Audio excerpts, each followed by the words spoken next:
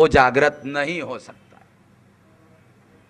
ध्यान रखना, आपके पास डिग्री होना और आपका जागृत होना दो अलग चीजें हैं।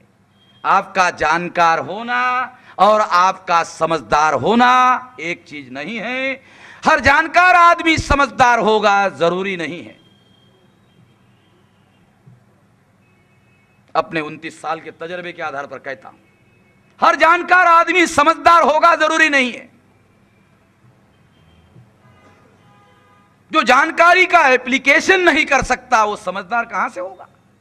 जानकारी अपने आप में कोई साधन नहीं है, बुद्धि अपने आप में कोई साधन नहीं है।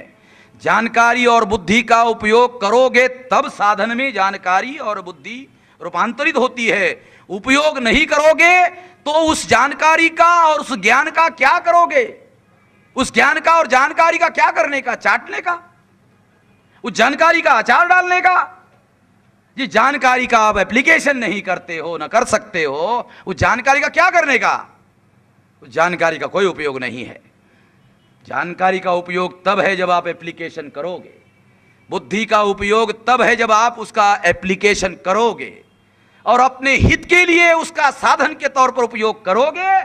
तब कहा जा सकता है कि आपके पास जानकारी है, आपके पास बुद्धि है, इसके आधार पर आपने एप्लीकेशन किया तो आप समझदार हो, क्योंकि इन साधनों का आप उपयोग कर सकते हो तो कहा जा सकता है, अन्यथा नहीं कहा जा सकता।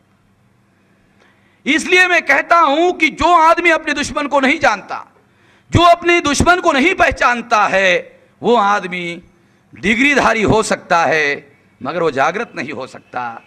और जागृत होना बहुत ज्यादा जरूरी है। जागृत होना बहुत ज्यादा जरूरी है। पढ़े लिखे होकर भी अगर जागृत नहीं होंगे आप शिकार हो जाओगे, आप शिकार हो जाओगे।